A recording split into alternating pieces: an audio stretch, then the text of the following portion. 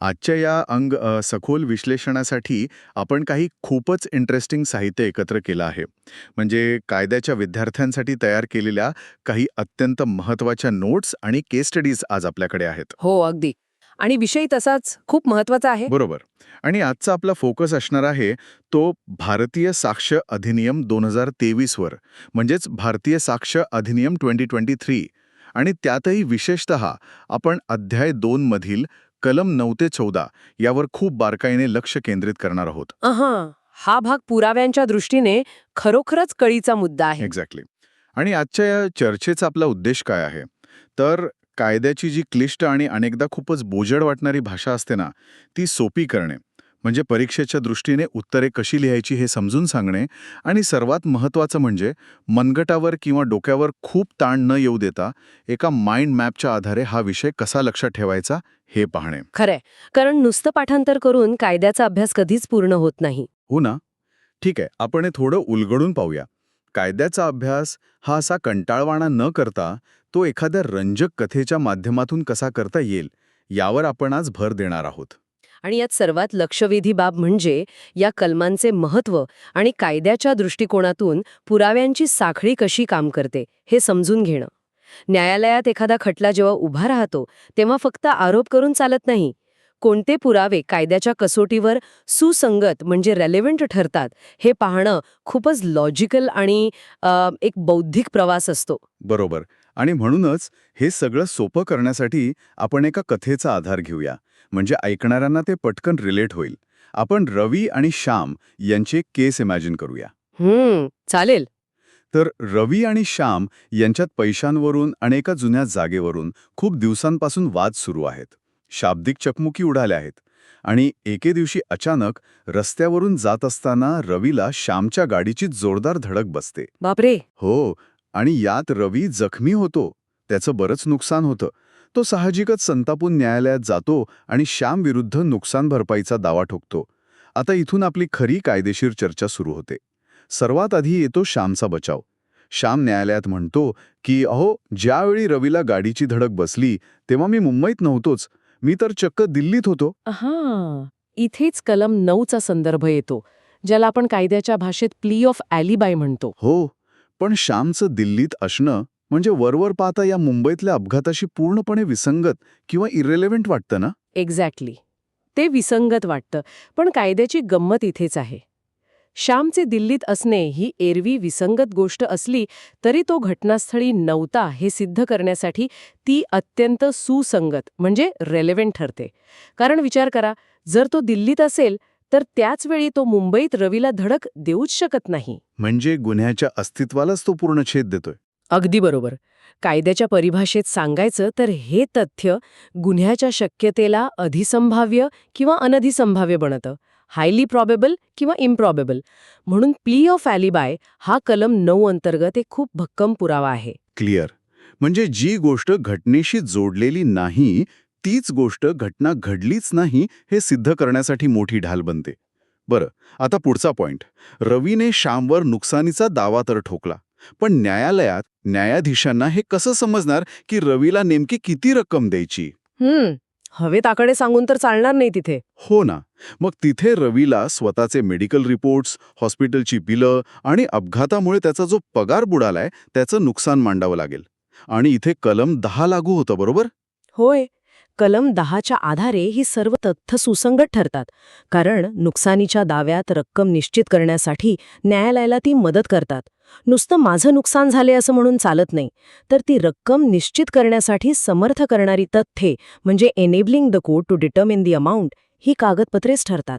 म्हणजे दाव्याला एक मूर्त स्वरूप देण्यासाठी कलम 10 वापरलं जातं. बरं, आता आपण या कथेला थोडं अजून ट्विस्ट देऊया. समजा ज्या रस्त्यावर हा अपघात झाला तो मुख्य रस्ता नव्हताच. तो एका खासगी वसाहतीतला रस्ता होता. ओके. मग इथे प्रश्न असा येतो की तिथे श्यामला गाडी चालवण्याचा मुळात अधिकार किंवा राईट होता का? आणि इथेच कलम 11ची भूमिका खूप महत्वाची ठरते. कारण कोणताही अधिकार, मग तो रस्ता वापरण्याचा असो वा दुसरा कोणता, तो असा एका रात्रीत निर्माण होत नाही. म्हणजे त्याला काही जुना इतिहास असतो. अगदी. तिथे श्यामला गाडी चालवण्याचा अधिकार होता का हे तपासण्यासाठी जुने व्यवहार आणि रूढी तपासल्या जातात. याआधी तो रस्ता कोणी वापरला होता का, मालकाने कधी कोणाला अडवलं होतं का, यालाच कायद्यात समव्यवहार किंवा ट्रान्झॅक्शन्स म्हणतात. कलम 11 नुसार अधिकार किंवा रूढी निर्माण करणारे हे जुने व्यवहार अत्यंत सुसंगत मानले जातात. आणि इथेच ही गोष्ट खूपच रंजक होते, कारण आता आपण फक्त भौतिक पुराव्यांवरून माणसाच्या मनाच्या तळाशी चाललोय. रवी आणि श्याम यांच्यात आधीच तो पैशांचा वाद होता. मग श्यामने हे रागाच्या भरात केलं का, मुद्दाम केलं का? आणि हे सिद्ध करणं सर्वात कठीण काम असतं. एखाद्याच्या मनात काय चाललंय हे कसं दाखवणार? त्यासाठी आपण कलम 12चा आधार घेतो. म्हणजे हे कलम व्यक्तीचा आशय किंवा इंटेन्शन तपासतं. हो, आशय, ज्ञान, त्याची सद्भावना किंवा उपेक्षा, ज्याला आपण नेग्लिजन्स म्हणतो, या सर्व मन किंवा शरीराची स्थिती दर्शवणाऱ्या गोष्टी कलम 12 नुसार सुसंगत ठरतात. आपल्या कथेत तो जुना वाद, ते जुने वैमनस्य हे श्यामची मनस्थिती दाखवण्यासाठी खूप महत्वाचं तथ्य आहे. तो अपघात होता की सहेतुक कृत्य, याचा बेस इथे तयार होतो. हा मुद्दा खूपच लॉजिकल आहे. आता यावर श्याम असा बचाव करू शकतो की अहो, माझा ब्रेक अचानक फेल झाला होता, मी मुद्दाम नाही धडक दिली, इट वॉज अन ॲक्सिडेंट. पण समजा तपासात असं उघडकीस आलं की याआधीही श्यामने रवीच्या माणसांना किंवा त्याच्या गाड्यांना 2-3 वेळा धडक दिली आहे. मग काय? मग तर तो निव्वळ अपघात असू शकत नाही. एक्झॅक्टली. आणि इथेच कलम 14 पिक्चरमध्ये येतं. कार्य आकस्मिक होतं की साशय म्हणजे इंटेन्शनल हे ठरवण्यासाठी समरूप घटनांची मालिका तपासली जाते. एकदा झालं तर अपघात, पण वारंवार होत असेल तर ती सिरीज ऑफ सिमिलर अकरन्सेस बनते आणि त्यावरून हे कृत्य साशय होतं हे स्पष्ट सिद्ध होतं. वा, म्हणजे ती घटनांची साखळीच श्यामच्या अंगलट येते. आता या केसचा एक शेवटचा भाग. रवीने न्यायालयात जाण्यापूर्वी श्यामला एक कायदेशीर नोटीस पाठवली होती, पण श्याम म्हणतो मला ती मिळालीच नाही. आता हे कसं सिद्ध करायचं की नोटीस पोचली होती? इथे टपाल कार्यालयाच्या कार्यपद्धतीचा किंवा कारभाराच्या अनुक्रमाचा संदर्भ येतो आणि हे कलम 14 द्वारे स्पष्ट केलं जातं. Course of business. हो, रवीने जर सिद्ध केलं की त्याने पोस्टाच्या नेहमीच्या प्रक्रियेनुसार श्यामच्या अधिकृत पत्त्यावर नोटीस पाठवली होती आणि ती रिटर्न आली नाही, तर तो कारभाराचा अनुक्रम सुसंगत तथ्य ठरतो. म्हणजे ती नोटीस स्वभावतः श्यामला मिळालीच असली पाहिजे असं न्यायालय गृहीत धरू शकतं. थोडं मूळ कायद्याच्या भाषेकडे वळूया, कारण कायद्याचा अभ्यास करणाऱ्यांना फक्त कथा माहीत असून चालत नाही ना. अजिबात नाही. परीक्षेच्या उत्तरात कायद्याची भाषा जशीच्या तशी लिहिणे आवश्यक असते. आपण जे मगाशी काही शब्द वापरले त्याबद्दल थोडं डिटेलमध्ये सांगू शकाल का, जेणेकरून उत्तरात ते शब्द मिस होणार नाहीत? हो, नक्कीच. आपण कलमानुसार पाहूया. कलम 9 जे घटनास्थळी नसण्याबद्दल आहे. तिथे उत्तर लिहिताना केवळ तो तिथे नव्हता असं लिहून मार्क मिळत नाहीत. मग तिथे कोणते ऑपरेटिव्ह वर्ड्स यायला हवेत? तिथे अधिसंभाव्य म्हणजे हायली प्रॉबेबल आणि अनधिसंभाव्य म्हणजे इम्प्रॉबेबल हे शब्द येणं खूप अनिवार्य आहे. विवाद्य तथ्याशी विसंगत असलेले तथ्य आणि त्याचे अस्तित्व अनधिसंभाव्य बनवणारे तथ्य अशी ती कायदेशीर रचना आहे. अच्छा. आणि कलम 10च्या बाबतीत जिथे आता नुकसानीच्या दाव्याची चर्चा केली, तिथे नुकसानीची रक्कम निश्चित करण्यासाठी न्यायालयाला समर्थ करणारी तथ्य हाच वाक्यांश वापरला गेला पाहिजे. कारण न्यायालयाला केवळ नुकसान मोजायचे नसते, तर त्याचे पैशात अचूक मूल्यमापन करायचे असते. बरोबर. आणि कलम 11 जिथे तो खाजगी रस्त्याचा आणि अधिकाराचा प्रश्न होता, तिथे आपण समव्यवहार हा शब्द वापरला होता. हो, अधिकार किंवा रूढी निर्माण करणारे जुने समव्यवहार म्हणजेच ट्रान्झॅक्शन्स आणि विशिष्ट उदाहरणे हे शब्द खूप महत्वाचे आहेत. ते दर्शवतात की तो दावा भूतकाळातील घटनांवर आधारित आहे. आणि मग येतं कलम 12 म्हणजे मनाची स्थिती दर्शवणारे तथ्य. इथे तर शब्दांची अचूकता खूपच महत्वाची असेल. अगदी. तिथे आशय म्हणजेच इंटेन्शन, ज्ञान, सद्भाव म्हणजे गुड फेथ आणि उपेक्षा किंवा नेग्लिजन्स या शब्दांचा वापर अचूक असावा लागतो. कारण मुद्दाम केलेली चूक आणि अनावधानाने झालेली चूक यात कायद्यात मोठा फरक आहे. आणि कलम 13 मध्ये आपण ते ब्रेक फेलचं उदाहरण पाहिलं. आकस्मिक की साशय, तिथे कोणती फ्रेज महत्वाची आहे? तिथे समरूप घटनांची मालिका हा शब्दप्रयोग येणे आवश्यक आहे. कारण तो शब्द सांगतो की हा एकाकी अपघात नसून एक ठरवून केलेला पॅटर्न आहे. आणि शेवटी कलम 14 म्हणजे टपाल कार्यालयाचं उदाहरण. तिथे कार्य स्वभावतः केले गेले असते असा कारभाराचा अनुक्रम म्हणजे कोर्स ऑफ बिझनेस हा मूळ आधार आहे.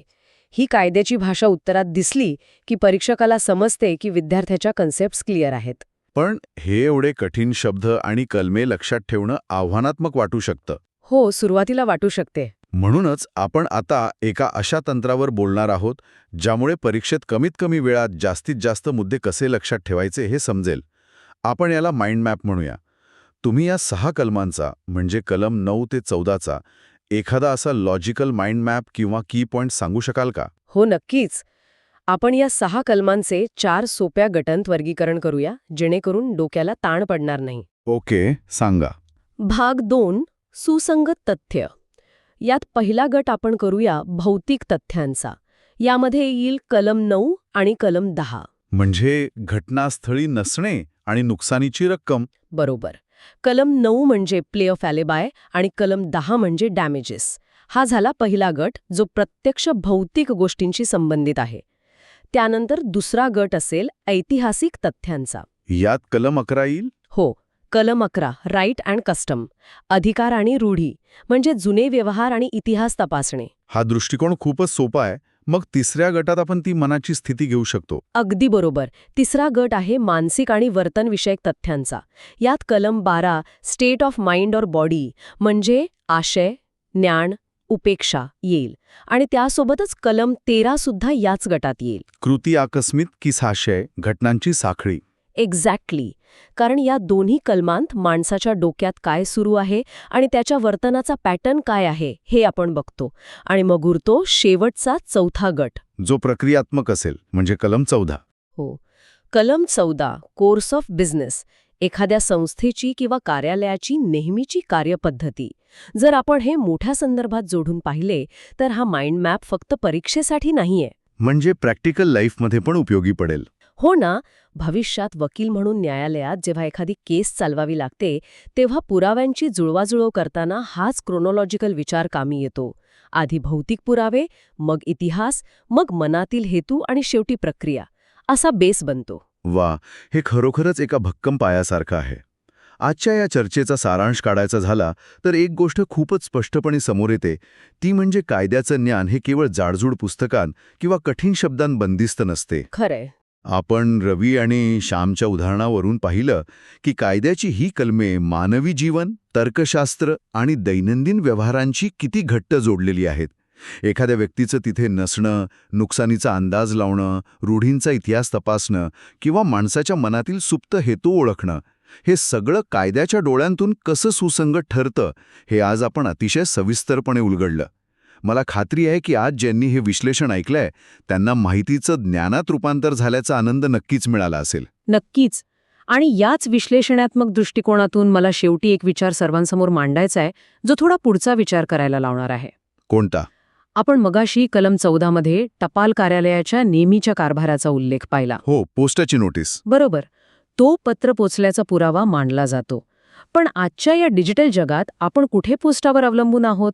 आज आपण सर्वजण स्मार्टफोन, व्हॉट्सॲप आणि ईमेल वापरतो. बरोबर आहे. तर विचार करा, भविष्यात व्हॉट्सॲपवर दिसणाऱ्या त्या ब्लू टिक्स किंवा ईमेल्सचे रीड रिसिप्ट्स या कायद्यांतर्गत कारभाराचा अनुक्रम म्हणून कसे ग्राह्य धरले जातील? अरे वा, हा खूपच भारी अँगर आहे. हो ना. समजा एखाद्याने कोर्टात सांगितलं की मी तो मेसेज पाहिलाच नाही, पण सिस्टीममध्ये जर ब्लू टिक दिसत असेल तर तो कलम 14 नुसार संस्थात्मक किंवा नेहमीच्या कारभाराचा पुरावा ठरेल का? कायद्याला तंत्रज्ञानाच्या या प्रचंड वेगाशी जुळवून घेण्यासाठी अजून किती आणि कोणते रचनात्मक बदल करावे लागतील हा विचार करण्यासारखा मुद्दा आहे. हा प्रश्न खरोखरच प्रत्येकाच्या मनात विचारचक्र सुरू करेल असा आहे. तंत्रज्ञान आणि कायद्याची ही शर्यत अशीच पुढे सुरू राहणार आहे आणि आपल्याला नेहमीच अपडेटेड राहावं लागणार आहे. आजच्या या अतिशय माहितीपूर्ण चर्चेत सहभागी झाल्याबद्दल धन्यवाद. नवीन कायदे आणि त्यामागील व्यावहारिक तर्क समजून घेण्याचा आपला हा प्रवास असा सुरू राहील. तोपर्यंत आजच्या या ब्लू टिकच्या प्रश्नावर नक्की विचार करत राहा आणि नवनवीन गोष्टी शिकत राहा.